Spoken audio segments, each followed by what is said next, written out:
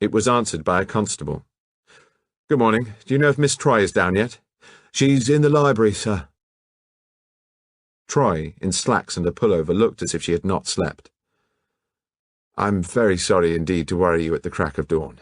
I want to ask you if the caravan in the garage belongs to you." "Yes, why?" "When did you last use it, please?" About a fortnight ago. We all went out in it to Catswood for a picnic and a day's sketching." "Do you know how much petrol there was in the tank when you got back?"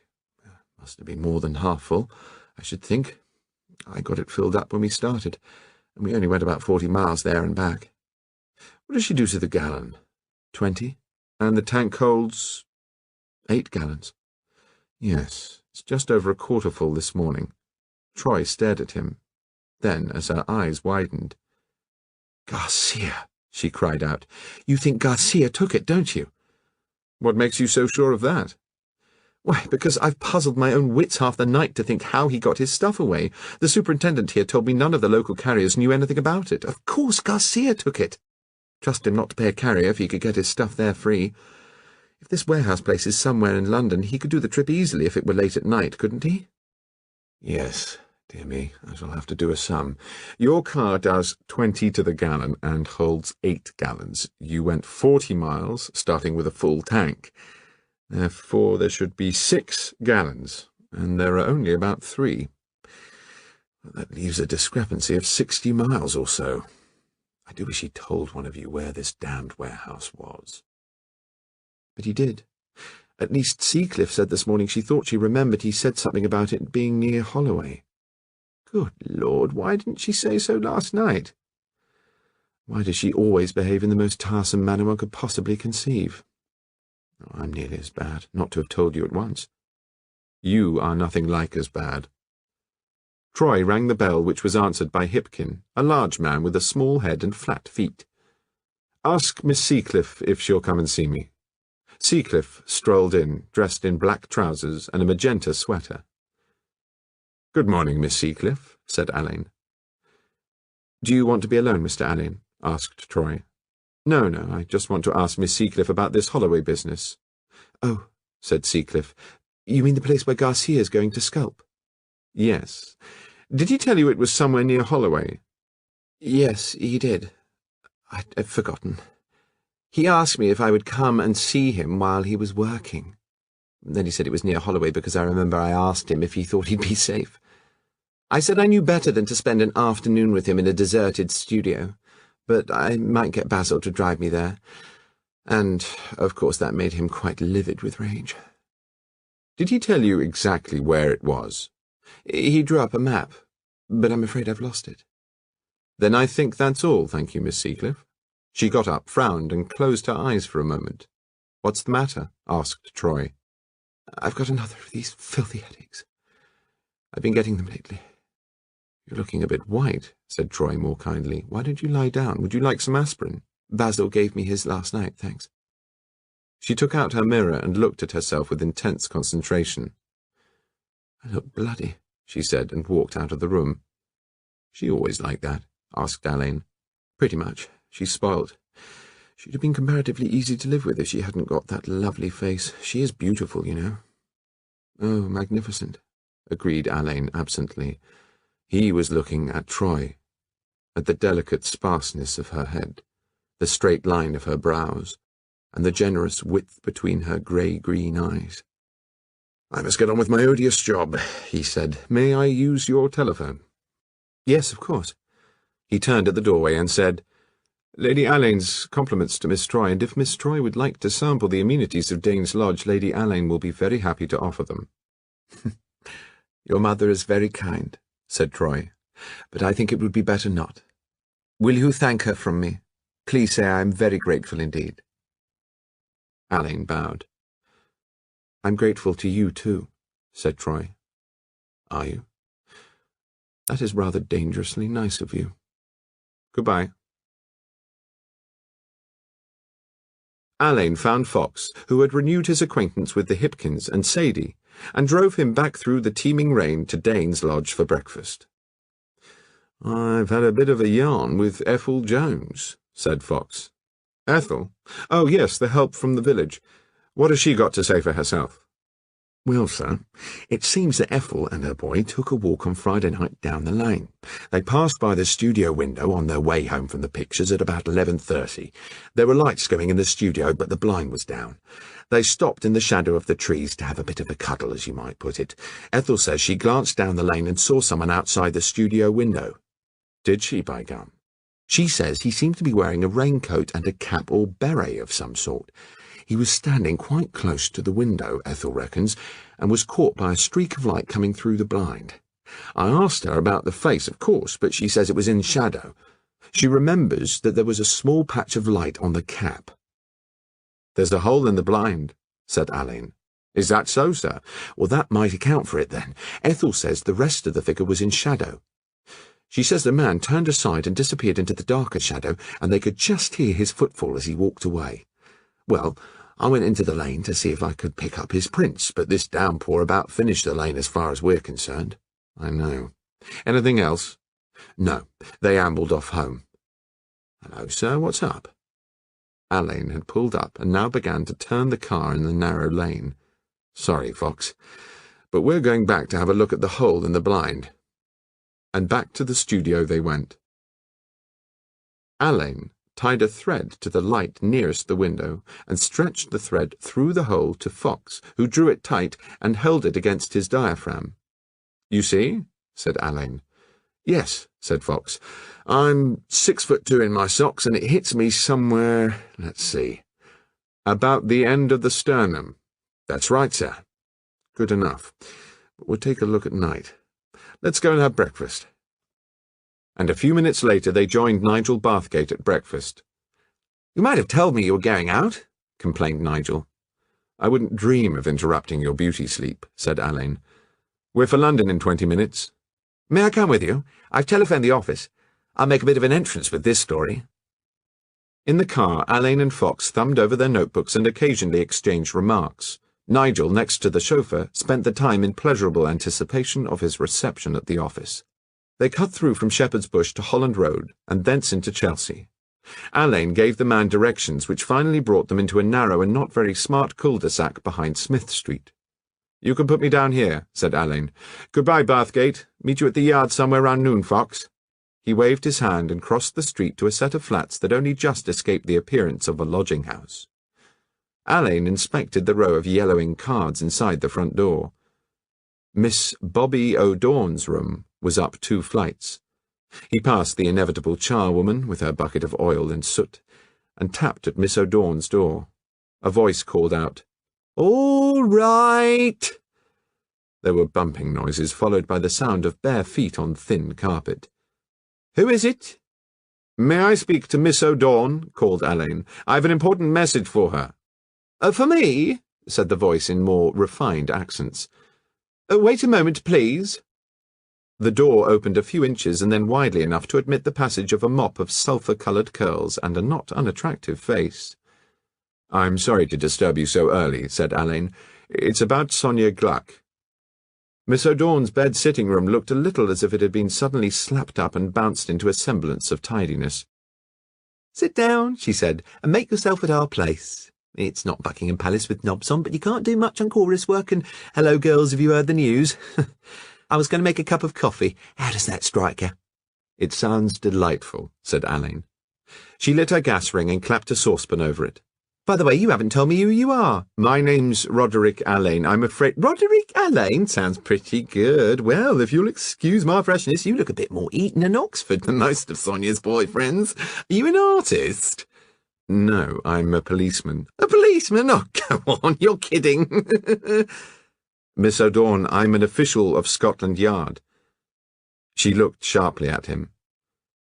"Here, what's wrong?" she said. "Was Miss Gluck a very close friend of yours?" asked Alain gently. "Was? What do you mean, was? Here, has anything happened to Sonia?" "I'm afraid so." "Oh, God, she's not—" "Yes." Her pert little face had gone white under the makeup. "What had she done?" she said. "She hadn't done anything. I think I know what you mean. She was going to have a child." Yes, I know that all right. Well, what happened? Alain told her as kindly as possible. She made the coffee as she listened to him, and her distress was so unaffected that he felt himself warm to her. God, I can't believe it. Murdered. She stirred her coffee and stared at Alain. Suddenly she made a jab at him with her spoon. Garcia, she said. Alain waited. She brought him up here once or twice, and I said to her, You watch your business with that gentleman. I said, in my opinion, he's a very dirty bit of work, and I don't mind who hears me.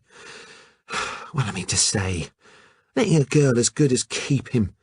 And when the spot of trouble comes along, it's thanks for the buggy ride, it was okay while it lasted. Had she tried the funny business with the kid? You know. I don't think so. Alain took Miss O'Dorn's letter from his pocket and handed it to her. We found this in her room. I think I may as well tell you that we know she got £100 from Mr. Basil Pilgrim. Did he tell you? Yes. Was that the plan you refer to in this letter? Since you're asking, Mr. Clever, it was. Pilgrim's had his fun, and Sonia didn't see why he shouldn't pay for it. But the child was not Pilgrim's. Oh, no, dear, but for all he knew, yes, I see. What did she do with his cheque? Oh, she cashed it and gave the money to Garcia, dear. Asked him if they couldn't get married straight away, and Garcia said £100 wasn't enough to marry with. Hadn't she got anything out of Malmsley? Listen, Mr. Blake, aren't you wonderful? How did you get onto the marmalade stuff? Alain folded his arms and raised his eyebrows. I have my methods. What happened when she offered to sell Malmsley his own book? Wouldn't give more than £5, dear, and Sonia stuck out for 20. She said she'd give him the weekend to think it over. She didn't mind waiting. It wasn't as if she hadn't got... Miss O'Dorn stopped short, gave Alain another of her sharp glances, and lit a cigarette. Hadn't got what? Asked Alain. Look here. What's wrong with a girl getting her own back like Sonia did? Well, it was blackmail, you know. Was it? Isn't that a pity, I don't suppose? Look, Roddy, you don't mind me calling you Roddy, do you? I'm delighted, said Alain. Well, look, if what Sonia did was blackmail, I don't want to let everybody know the dirt about her after she's gone. You don't want her murderer to get off, do you? Do I look funny? Well, then, had Garcia any more tricks up his sleeve? Miss O'Dorn twisted her fingers together. If you know anything more about Garcia, I do beg of you to tell me what it is. Yeah, and get a permanent shop where Sonia's gone. It's no good, dear. I'm not in on this act. I promise you that no harm... No, dear, there's nothing doing. Have you arrested him? No, he's gone on a walking tour. That's a scream. I bloody well don't think. Pardon my refinement, said Miss O'Dorn. Alain went thoughtfully to Scotland Yard. He saw his assistant commissioner and went over the case with him. Then he went to his office. Presently Fox came in. Alain related the gist of his interview with Miss O'Dorn. What about yourself? He asked when he had finished. Any news, Brer Fox? The city's been set going on the warehouse business. It's a bit of a job and no mistake. According to Miss Troy's reckoning, we've got 60 miles to account for. It's 20 miles to Shepherd's Bush from the house, there and back 40. Of course, he might not have come in by the Uxbridge Road, but it's by far the most direct route, and it would be the one he was familiar with. That leaves us a radius of 10 miles, roughly, from Shepherd's Bush to wherever the warehouse is. As the crow flies, Holloway Prison is only about 5 miles from Shepherd's Bush, but the shortest way by road would be nearer 9. Of course, it's all very loose, added Fox, looking over his spectacles at Alain, but so's our information. Very loose. Well, Fox, we'd better get a move on. We're going to spend a jolly day checking up alibis. I'll take Miss Troy's and Miss Bostock's to begin with. You start off with young Hatchett and Phillida Lee. If we get done today, we'll run down to Boxover in the morning and see the people with whom Pilgrim and Miss Seacliff stayed on Friday night. He opened a drawer in his desk and took out the photograph of the group at Tatler's End House. How tall is Garcia? He asked. 5'9", according to the statement Blackman gave us, yes. Pilgrim looks about 2.5 inches taller in this photograph, doesn't he? Ormeron, Hatchett, and Garcia all are within an inch of each other. Miss Bostock, Miss Seacliff, and Miss Lee are much shorter. The model is a little taller than Miss Bostock, but not as tall as the others. Miss Troy is taller than the first batch, but about 2 inches shorter than Pilgrim. Pilgrim is the tallest of the lot. The desk telephone rang. "It's me," said Nigel's voice winningly. "I'd like to come and see you, Alain." Very well, come up. I've got a job for you. Alain hung up the receiver. It's Bathgate. I'll send him round to get an exclusive story from Miss Bobby O'Dawn. There's just a remote hope she may become less discreet under the influence of free publicity. I'm damn well positive she's keeping something up her sleeve about the blackmailing activities. He moved restlessly about the room. Something missing, he said. I'm positive there's something missing. Let's get Bailey's further report on the print, shall we? Alain rang through to Bailey's department. In a minute or two he appeared with a quantity of photographs which he laid on Alain's desk. These are from the empty whisky bottle under Garcia's bed, the stool he used for his work, and the windowsill. These, he pointed to a second group, come from bits of clay that were lying about the floor. They're made by the same fingers as the first lot. I've marked them Garcia. Here's the ones off the opium box and the pipe. 4 of those I've identified as Mr. Malmsley's. The others are Garcia's. Here's a photograph of the clay pellet I found in the drape. Garcia again. This set's off the edge of the throne. There were lots of prints there. Some of them Mr. Hatchett's, some of Mr. Pilgrim's, and some of the French blokes. This Mr. Ormerin. They seem to have had blue paint on their fingers, which was useful. But this set is Garcia's again, and I found it on top of the others. Bailey produced another photograph. I got that from the drape. Garcia, said Alain and Fox together. I reckon it is, said Bailey. We'd never have got it if it hadn't been for the clay. There's no prints on the knife, but there's a smudge of blue. You may remember there were the same blue smudges on the throne and the easel ledge that was used to hammer in the dagger. Now this print we got from the bit of paint rag that you suggested was used to wipe off the prints. Some of the paint on the rag was only half dry and took a good impression. It matches the paint smudges on the knife, blue. Garcia's. That's correct, sir. This about settles it, Mr. Alain, said Fox. That Garcia laid the trap, I agree with you, said Alain, and I'm going down to Brixton. Is that a joke? Asked Fox suspiciously. No, Fox. Brixton? Why Brixton? Sit down for a minute, said Alain, and I'll tell you. The following afternoon, Alain turned wearily into the last land and estate agent's office in Brixton. A young man advanced upon him. Yes, sir, what can I have the pleasure of doing for you? If you will, and if you can, tell me of any vacant warehouses in this district, or of any warehouses that have let part of themselves to artists. As you will probably have guessed, I'm an officer of Scotland Yard. Here's my card. I'd better show you my list of all the places I have already inspected. The list was a long one. The blond young man ran through it, muttering to himself. Now, there's Solly and Perkins, big place, and there's Anderson's Shirt Factory, and Lacker and Lampton's Used Car Depot, that's in Gulper Row, opposite the prison. Quite in your line, Inspector. He laughed shrilly. Damn funny, agreed Alain. Lacker and Lampton's foreman was in here the other day. He's taken a house from us. Now, he did say something about there being a lot of room round at their place. Could you give me the foreman's name? Macaulay's the name, Ted Macaulay. Thank you very much indeed, said Alain. He departed hurriedly. A fine drizzle had set in, and already the light had begun to fade. Alain turned up the collar of his raincoat, pulled down the brim of his hat, and strode off in the direction of Brixton Prison. Lacker and Lampton's was at the far end. It was a barn of a place, and the ground floor was half full of spare parts.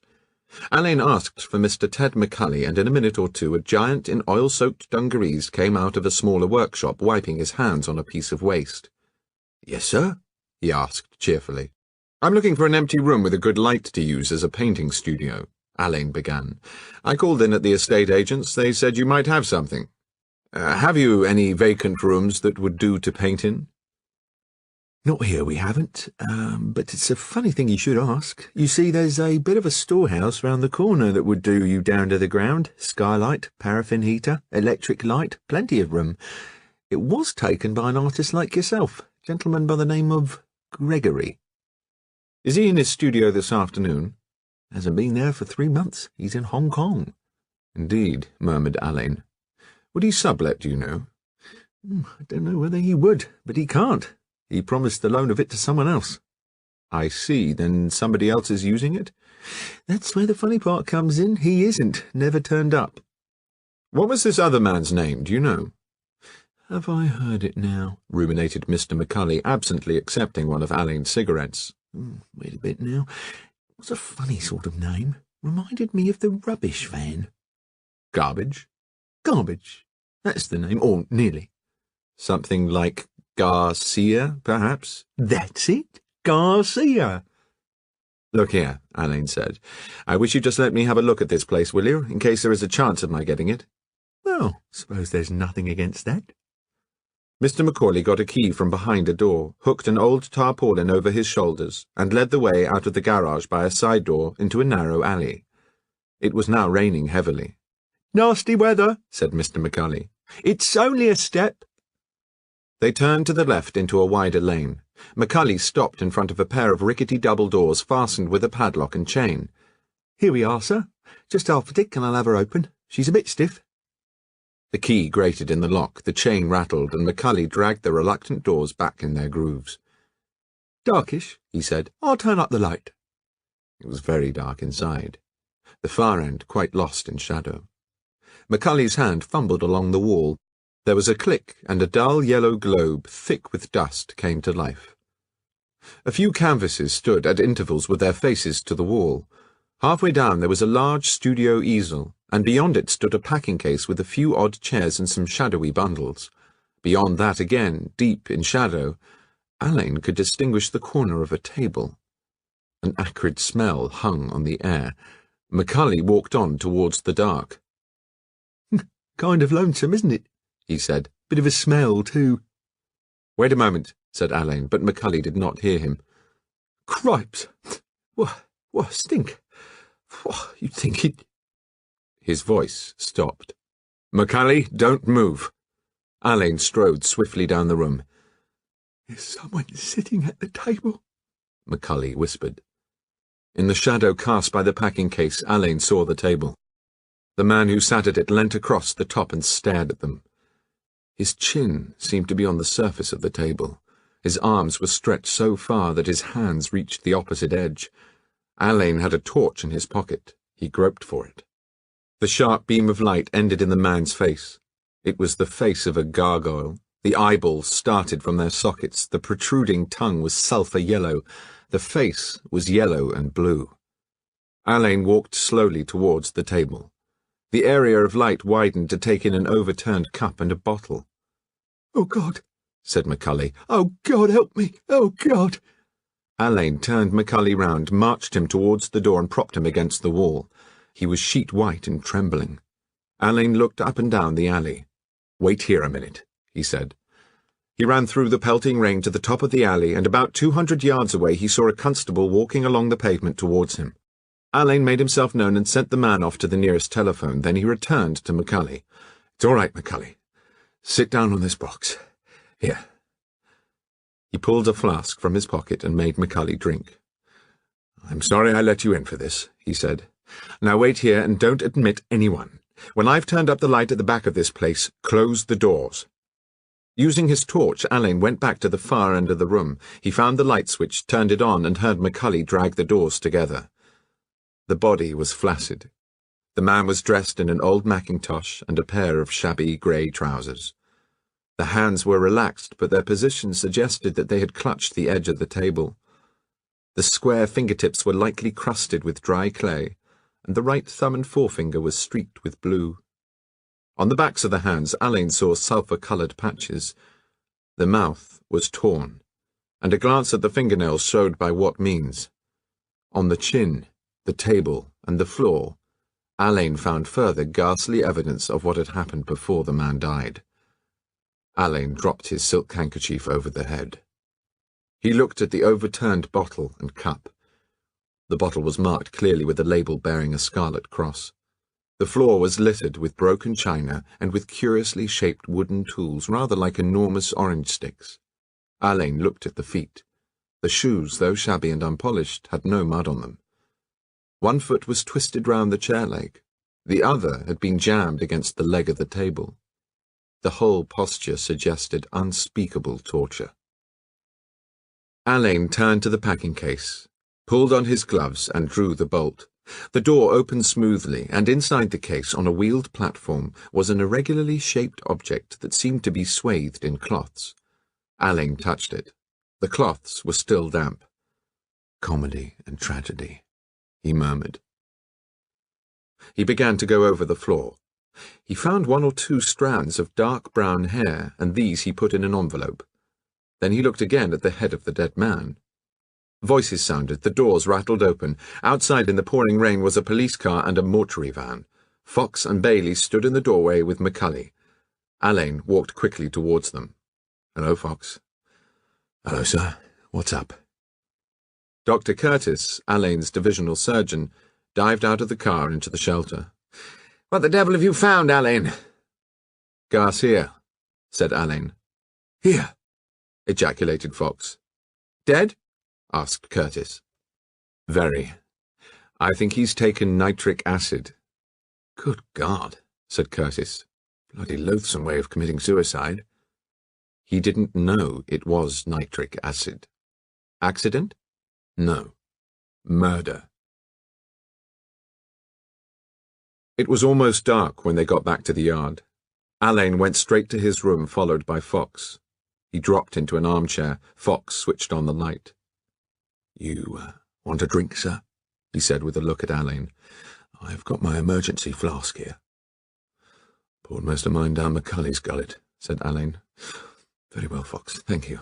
Have one yourself, and let's be little devils together. Now then, where do we stand? You were very silent in that place of horror. Do you agree with my theory?" "Yes, sir, I do. I've been turning it over in my mind, and I don't see how any other theory will fit all the facts, most especially the tuft of hair torn from the scalp and found, as you might say, for the greater part on the floor." Fox briefly sucked in his short moustache and wiped his hand across his mouth. "You must have jerked him out very considerably," he said, "and have been held on to very determinedly." "Very. And I cannot believe a man in Garcia's condition could have gone through all the game with the caravan and the transport. We don't even know if he could drive. Oh, Lord, I better go along and tell the AC about this afternoon. Then I'll write up my report, and I think this evening we'd better go broody on this case." Alain had a long interview with his assistant commissioner, then wrote up his report and took Fox off to dine at his flat. After dinner they settled down over the fire to a systematic review of the whole case. At 11 o'clock, Nigel Bathgate turned up. "Hello," said Alain. "Get yourself a drink. How did you hit it off with Bobby O'Dawn?" "Ah, ha, ha! Wouldn't you like to know?" "We are not in the mood," said Alain, "for comedy." "All right. As a matter of fact, I'm afraid from your point of view the visit was not a howling success. I took her out to lunch and gave her champagne, for which I expect the yard to reimburse me. She got fairly chatty, but nothing much to the purpose. She said Garcia found out Sonia had told her about the Pilgrim game. Garcia was absolutely livid and said he'd do Sonia in if she couldn't hold her tongue. It was at this stage, Alain, that Bobby took another pull at her champagne and then said, 'So you see, dear, I can't say anything about Friday night. If he knows she told me, as sure as God's above us, he'll do for me too.' And then, as there was no more champagne, the party broke up." "Well, I'll pay for the champagne," said Alain. "Damn this girl, Fox. She knows who had the date with Garcia on Friday night." The telephone rang. Alain picked up the receiver. "Hello, yes?" "You sure?" "I see, thank you." He put down the receiver and looked at Fox. The hole on the cuff of Pilgrim's coat was made by an acid, probably nitric acid. The inquest on the body of Sonia Gluck was held at Bossicott on the morning of Thursday, September 22nd. The court was jammed to the doors. Otherwise, the proceedings were as colourless as the coroner, a gentleman with an air of irritated incredulity, could make them. He dealt roundly with the witnesses and with the evidence, reducing everything by a sort of sleight of hand to a dead norm. Alain gave formal evidence on the finding of Garcia's body and asked for an adjournment. The whole thing was over by 11 o'clock. In the corridor, Alain caught Fox by the arm. "Come on, Brer Fox. We're for Boxover. I've got my mother's car. Looks less official. In a very few minutes they were travelling down a fortunately deserted road at 50 miles an hour. Fox cleared his throat. "What's that, Brer Fox?" asked Alain. "I didn't speak, Mr. Alain. Are we in a hurry?" "Not particularly. I have a disposition of speed come upon me." "I see," said Fox dryly. Trees and hedges flew past in a grey blur. From the back of the car a muffled voice suddenly chanted, "I thought I saw Inspector Alain hunting for a clue. I looked again and saw it was an inmate at the zoo. Good God, I said, it's very hard to judge between these two." Alain took his foot off the accelerator. Fox slewed round and stared into the back of the car. From an upheaval of rugs, Nigel's head emerged. "I thought," he continued, "I saw Gargantua in fancy worsted socks. I looked again and saw it was a mammoth picking locks. Good God, I said, it might have been my friend Inspector Fox."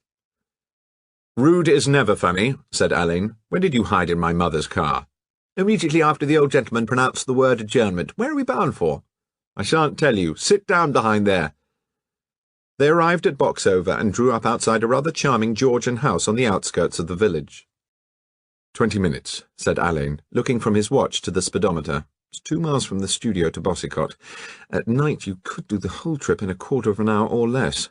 Now then, wait by the car until I give you a leery nod, both of you.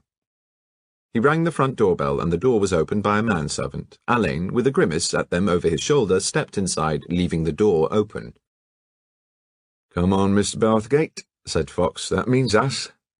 They joined Alain in a little hall that was rather overwhelmed with the horns, masks, and hides of dead animals. "Mrs. Pascoe is away," whispered Alain, "but the gallant captain is within. Here he comes." Captain Pascoe was short, plump, and vague-looking. He had prominent light blue eyes and a red face. He smelt of whisky. "I'm sorry to bother you, Captain Pascoe," said Alain. "That's all right. You from Scotland Yard, are you? This business over at Bossicott, what?" "That's it. We're checking up everybody's movements on the night in question. You'll understand it has to be done." "Oh, quite. Routine, what? Have a drink?" Thank you so much, but I think we'll get on with the job." Alain led him through the weekend from the moment when Valmy Seacliff and Pilgrim arrived up to the time they all sat down to dinner. Now, I understand that during dinner Miss Seacliff complained of a headache. No, not till after dinner. Minor point, but we may as well be accurate, Inspector." "Certainly, sir. Stupid of me. Was it about the time you had coffee that she first spoke of it?" "No. I remember Valmy made a face over her coffee, took a swig at it, and then did a sort of shudder, and my wife said, 'What's up?' or words to the same effect.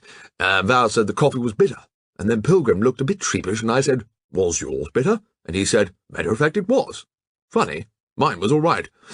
Pilgrim persuaded her to have a glass of port after champagne, and she said at the time it would upset her. She's a lovely thing.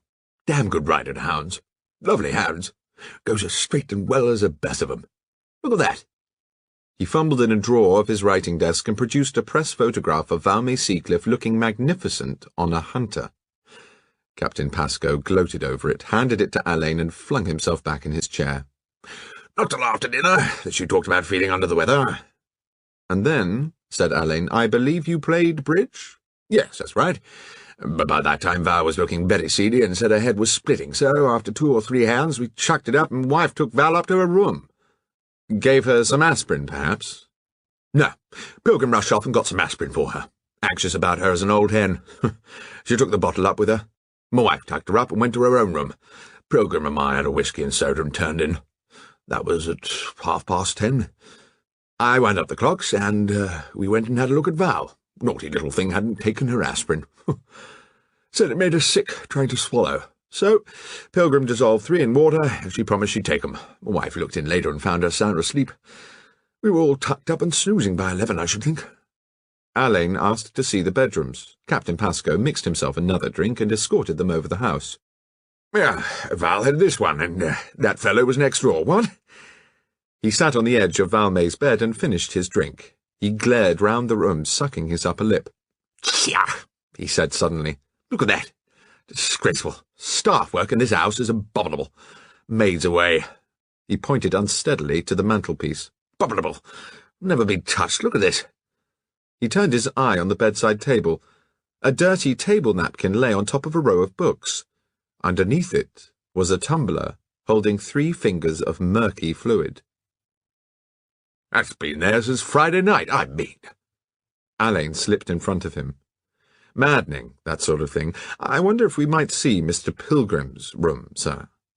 By George, we'll see every room in this house, shouted Captain Pascoe. Alain followed him, looked over his shoulder at Fox, raised his left eyebrow, and disappeared. To Nigel's surprise, Fox said, "Wait here, Mr. Bathgate, please," then darted out of the room and reappeared in about a minute. Fox, with surprising dexterity and speed, whipped a small, wide-necked bottle from his pocket, poured the contents of the tumbler into it, corked it, and wrapped the tumbler up in his handkerchief. "Now, sir, if you'll take those down and put them in the chief's car, quickly does it." When Nigel got back, he found that Captain Pascoe, accompanied by Alain and Fox, had returned to the hall and was yelling for his servant. The captain suddenly collapsed into an armchair, showed signs of drowsiness, and appeared to lose all interest in his visitors. Alain spoke to the servant. "We are police officers and are making a few inquiries about the affair at Bossicott. Will you show us the garage, please?" "Very good, sir," said the man stolidly. He showed them a double garage about 200 yards down the lane. Captain Pascoe's Morris Cowley occupied less than half the floor space. "Ah, yes," said Alain. "I suppose now that Mr. Pilgrim's car fitted in very comfortably?" "Oh, yes, sir." "Nice car, isn't it?" "Very nice job, sir. Tiger on petrol, sir." "Really? What makes you think that?" "Well, sir, I asked the gentleman on Saturday morning was she all right for petrol, and he said yes, she was filled up as full as she'd go in Bossicott. Well, sir, I looked at the gauge, and she'd eaten up 2 gallons coming over here. 12 miles, sir, no more. I looked to see if she was leaking, but she wasn't." "Thank you very much," said Alain. "I think that's all." "Thank you very much indeed, sir," said the man, closing his hand gratefully. Alain, Fox, and Nigel returned to their car and drove away. "Get that tumbler, Fox?" asked Alain. "Yes, sir, and the liquid. Are you going to have the stuff analysed?" "Yes, damn quick about it, too, if possible." "And what then?" "Why then," said Alain, "we'll be within sight of an arrest." The analyst's report on the contents of the tumbler came through at 9:30 that evening. The fluid contained a solution of Bayer's aspirin, approximately 3 tablets. The glass bore a clear imprint of Basil Pilgrim's fingers and thumb. When Alain had read the analyst's report, he rang up his assistant commissioner, had a long talk with him, and then sent for Fox. "There's one thing we must make sure of," he said wearily, "and that's the position of the light on the figure outside the studio window. Our game with the string wasn't good enough. We'll have to get something a bit more positive, Brer Fox." So, for the last time, Alain and Fox drove through the night to Tatler's End House. The Bossicott church clock struck midnight as Fox took up his old position outside the studio window. Alain walked down the lane and returned in a few minutes. "Fox," he said, "the ray of light that comes through the hole in the blind alights upon your bosom. I think we are on the right track." At 10 o'clock the next morning, 2 police cars drove up to Tatler's End House. Alain, Fox, and 2 plainclothesmen went up the steps to the front door. The butler showed them into Troy's library. "I think, Fox, if you don't mind," said Alain. "Certainly, sir. We'll wait in the hall." Troy came in. "Good morning," said Alain, and his smile contradicted the formality of his words. "I thought you might prefer to see us before we go any further." "Yes. You are going to make an arrest, aren't you?" "I think we shall probably do so. I'm glad you decided to lunch with my mother. It will be easier for you to get right away from everything. I suggest that you drive over there now." Troy's chin went up. "Thank you," she said. "It's very kind of you to think of me, but however illogically, I would feel as if I was funking something if I went away before you did. I've got my students to think of. You must see that. I shan't make a nuisance of myself." "You know perfectly well that ever since I met you, you have made a nuisance of yourself. You've made my job 100% more difficult because you have taken possession of my thoughts as well as my heart. And now you go off to your students and think that over. I want to speak to Pilgrim, if you please." Troy gazed bleakly at him. Then she bit her lips, and Alain saw that her eyes were full of tears. Oh, hell and damnation, he said. It's all right, I'm going. Shut up, mumbled Troy, and went. Fox came in and joined Alain at the fire. They waited in silence until Basil Pilgrim came in with one of the yardmen. The second man walked in after them and stood inside the door. "Good morning," said Pilgrim. "Good morning, Mr. Pilgrim. We would like to clear up one or two points relating to your former statement and to our subsequent investigations." "Certainly." Alain consulted his notebook. "What does your car do to the gallon?" he asked. 16? Sure of that? Yes, she may do a bit more on long runs. Right. Now, if you please, we'll go back to Friday evening during your visit to Captain and Mrs. Pascoe. Can you tell us who poured out and who handed round the coffee? Do you mean about Val's coffee being bitter? Mine was bitter too. Beastly. You both took black coffee? Yes. And sugar? And sugar.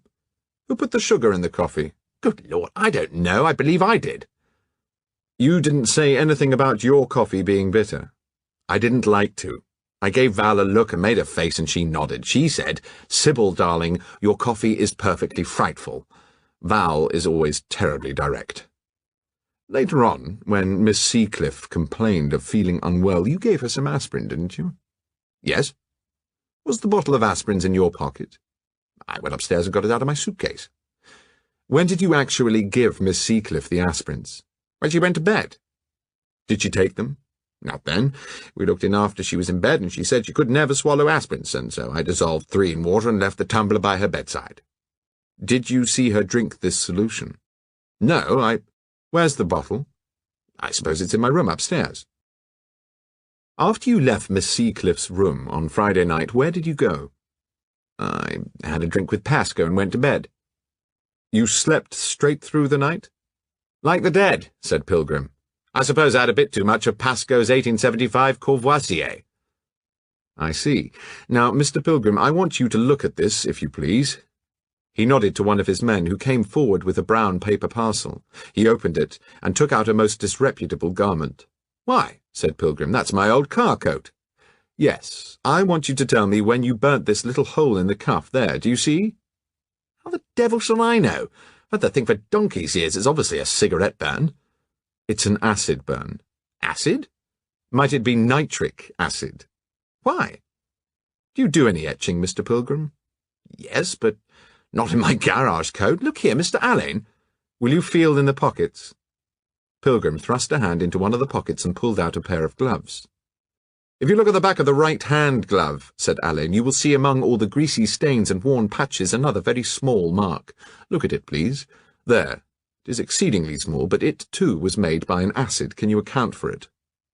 Quite frankly, I can't. I see. Have you ever lent this coat to anyone else? Has anyone else ever worn the gloves? I don't know, they may have. He looked up quickly, and his eyes were suddenly bright with terror. I think it's quite likely I've lent it, he said, or a garage hand might have put it on sometime, easily. It may be acid from a battery.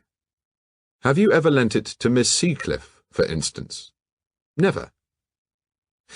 It's an old riding Burberry, isn't it? Yes. You didn't lend it to her to hack in at your father's house, Ankerton, during the weekend? Good Lord, no. Valmay has got very smart riding clothes of her own. Not even the gloves? Pilgrim achieved a laugh. Those gloves? I'd just given Valmay 6 pairs of coloured gloves, which she tells me are fashionable. She was so thrilled she even lunched in purple gloves and dined in scarlet ones. I mean to ride in. She had her own hunting gloves. What is all this? She goes well to hounds, doesn't she? Straight as the best. Yes. What sort of horse did you mount her on? A hunter, one of mine. Clubbed mane and tail? Yes. Look inside the right-hand glove at the base of the little finger. Do you see that bloodstain? I see a small stain. It's been analysed. It is a bloodstain. Do you remember recently cutting or scratching the base of your little finger? Yes, I think I do. How did it happen? I forget. I think it was at Ankerton, on a bramble or something. And you had these gloves with you at the time? I suppose so, yes. I thought you said the gloves and coat always lived in the car. It is rather absurd to go on with this, Pilgrim said. I'm afraid I must refuse to answer any more questions. You're perfectly within your rights. Fox, ask Miss Seacliff if she will be good enough to come in. Thank you, Mr. Pilgrim. Will you wait outside? No, said Pilgrim. I'm going to hear what you say to her. Alain hesitated. Very well, he said at last. He dropped the coat and gloves behind the desk. Valmay Seacliff arrived in her black slacks and magenta pullover. She made, as usual, a good entrance, shutting the door behind her and leaning against it for a moment to survey the men. Hello, she said.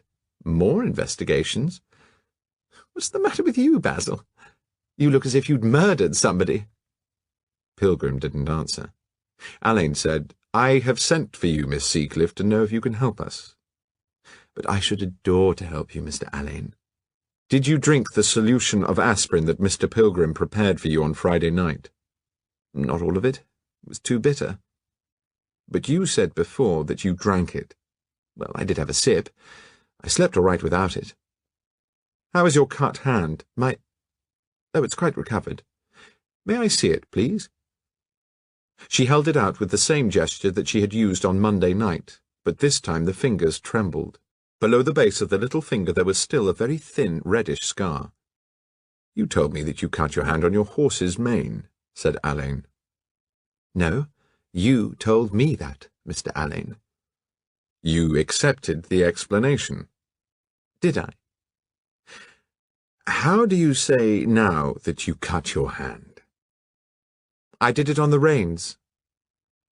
Mr. Pilgrim, did you see this cut on Saturday evening? It must have been quite sore then, sharp, thin cut. I didn't see her hand. She wore gloves. All through dinner? Scarlet gloves. They looked lovely, she said. Didn't they, Basil? Do you remember that on Monday night you told me you had no pretensions to being a good horsewoman? Modesty, Mr. Alain. Alain turned aside. He moved behind the desk, stooped, and in a second the old raincoat and the gloves were lying on the top of the desk. Have you ever seen those before? Asked Alain. It's Basil's, isn't it? Come and look at it. She walked slowly across to the desk and looked at the coat and gloves. Alain picked up the sleeve and without speaking pointed a long forefinger to the acid hole in the cuff. He lifted the collar and turned it back and pointed to a whitish stain. He dropped the coat, took up the left-hand glove and turned it inside out. He pointed to a small stain under the base of the little finger. And still he did not speak. It was Basil Pilgrim who broke the silence. I don't know what he's driving at, Val, but you've never worn the things. I know you haven't. I told him so. I'll swear it. I'll swear you've never worn them. I know you haven't. You bloody fool! She screamed. You bloody fool! Valmay Seacliff, began Alain, I arrest you for the murder of Wolf Garcia. Troy sat on a rug in the central grass plot of Lady Alain's rose garden. Alain stood and looked down at her.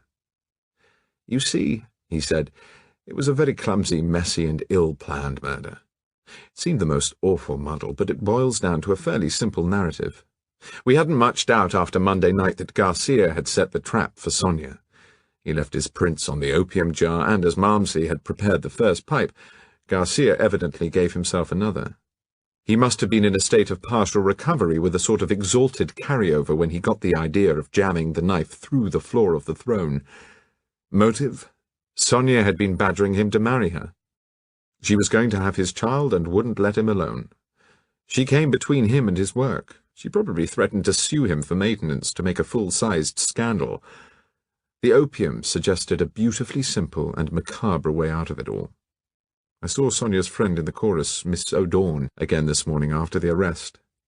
I got a rather fuller account of the blackmailing game. Sonia and Garcia were both in it. Sonia had tackled Pilgrim and threatened to tell the Methodist peer that Basil was the father of her child. He wasn't, but that made no odds. Basil stumped up and Sonia handed the cash to Garcia. We found a note from Garcia to Valmay Seacliff in which he coolly said he'd bought painting materials at her shop and put them down to her. The wording of the letter suggested that he had some sort of upper hand over her, and when I first saw Bobby O'Dorn she obviously had information up her sleeve and admitted as much. She told Bathgate that Sonia had said Garcia would kill both of them if they babbled. When Sonia died, Bobby O'Dawn was certain Garcia had done it, and that she'd be the next victim if she didn't keep quiet. Now he's dead, and we've got Valmay Seacliff. Miss O'Dawn is all for a bit of front-page publicity, and told me this morning that Sonia had kept her au fait with the whole story. Garcia blackmailed Valmay Seacliff. He said he'd tell Basil Pilgrim that she'd been his, Garcia's, mistress. He said he'd go to the Methodist pier with a story of studio parties that would throw the old boy into a righteous fury and completely cook Seacliff's goose. Garcia worked the whole thing out with Sonia. She was to tackle Pilgrim while he went for Valmay Seacliff. Garcia had started to work with Seacliff, who at first wouldn't rise. But he'd done some drawings of Seacliff in the nude, which he said he'd send to old Pilgrim with a suitable letter, and he told her that Sonia was also prepared to do her bit of blackmail as well. At last, Valmay Seacliff, terrified of losing Pilgrim, said she'd meet Garcia on Friday night in the studio when they were all safely away and discuss payment. All this Garcia told Sonia, and Sonia told Bobby O'Dawn, swearing her to secrecy. O'Dawn was too frightened of Garcia to tell me the Seacliff side, and I also think she honestly felt she couldn't break her word. She's got a sort of code, that funny, hard little baggage, and she stuck to it. But of course, without her evidence, we'd got no motive as far as Seacliff was concerned. When did you suspect Valmay? I wasn't very certain until I saw that the person who murdered Garcia had held his head back by the hair, and that he had struggled so hard that he had struggled. I then remembered the cut on Seacliff's hand, and how she had shown it to me only when she saw me looking at it, and how she had said it had been made by her horse's reins when it had obviously been made by something much finer. But to go back a bit, from the moment we learnt that it was Seacliff who posed the model, I felt that we must watch her pretty closely. I don't understand that. You say Garcia set the trap with the knife? Yes, but I believe Seacliff watched him through a hole in the studio window blind. Seacliff? Yes. She had put 3 aspirins in Pilgrim's coffee to ensure his sleeping soundly. When she realized he had noticed the coffee tasted odd, he made a face at her, she quickly raised an outcry about her own. She pretended to have a headache in order to get them all to bed early. She slipped out to the garage, wearing slacks and a sweater, put on Pilgrim's old coat and gloves, and drove back to the studio, getting there about midnight, with the intention of arguing about blackmail with Garcia. This was the meeting Miss Phillida Lee overheard Sonia discussing with Garcia. Sonia told Miss Bobby O'Dawn all about it, and Miss O'Dawn told me this morning. But you should remember that until this morning Miss O'Dawn had only elaborated what we already knew, the Pilgrim-Sonia side. However, I give you the whole thing as completely as I can. Valmay Seacliff arrived at the studio in a desperate attempt to placate Garcia. She must have left the car somewhere in the lane and walked down, meaning to come in at the side gate. Your maid Ethel and her boy, returning from the flicks, saw the figure of a shortish man standing outside the studio window, apparently looking through the hole in the blind. He wore a mackintosh with the collar turned up. The ray of light caught his beret, which was pulled down on one side, hiding his face. Both Garcia and Pilgrim were too tall for the light to get them anywhere above the chest. So was Malmsley. Seacliff seemed to be the only one about the right height. When we saw Pilgrim's old coat in his car, we noticed whitish marks on the collar that suggested face or neck powder, and they smelt of Seacliff. It was so dirty it didn't seem likely she would let him embrace her while he was wearing it. When we looked inside the left-hand glove, we noticed a bloodstain that corresponded with the cut on her hand. That, of course, came into the picture after the Garcia affair. I believe that she actually watched Garcia set his trap for Sonia, and decided to say nothing about it. I believe she went in, probably got him to drink a good deal more whiskey, and offered to drive him up to London. You told me he did a little etching. Yes, he prepared a plate a few days before he went. Then perhaps he said he'd take the acid to bite it. Is that the right word? Anyway, she got out your caravan, backed it up to the window, and there's a slope down from the garage, enough to freewheel into the lane and start on compression. The servants wouldn't think anything odd if they heard a car in the lane. Malmsley had helped Garcia get everything ready. All she had to do was open the window, wheel the clay model over the sill into the caravan, get Garcia aboard, and start off. The packing case had already been addressed by Garcia, so she knew the address, even if he was incapable of directing her. I think myself that he had told her exactly where the warehouse was when he asked her to go there to see him, and she has admitted that he gave her a sketch map. Probably his idea was she should pay blackmail to him while he was there. She made another rather interesting slip over that. She told me that as soon as she heard the word Holloway, she remembered that Garcia had said his warehouse was near the prison, and she had told him to be careful he didn't get locked up. Holloway is a woman's prison. Her very feeble joke would have been a little less feeble if he was blackmailing her, and the place of assignation was not Holloway, but Brixton. By giving us Holloway as the district, she was sending us off in exactly the opposite direction to the right one. We might have hunted round Holloway for weeks. I wondered if she had been the victim of a sort of word association, and I decided to go for Brixton. Luckily enough, as it turned out. As a matter of fact, she had twice fallen into the trap of substituting for truth something that is linked with it in her mind. The first time was over the cut on her hand. It had been made when she was standing above Garcia with her hand wound in his hair. She saw me looking at the scar, decided to speak of it before I did, was perhaps reminded subconsciously of horse's hair, a mane gripped in the hand, rejected the idea of hair altogether and substituted reins. Have you had enough of this, Troy? No, I want to know all about it. There's not much more. She drove Garcia to his warehouse. He'd got the keys.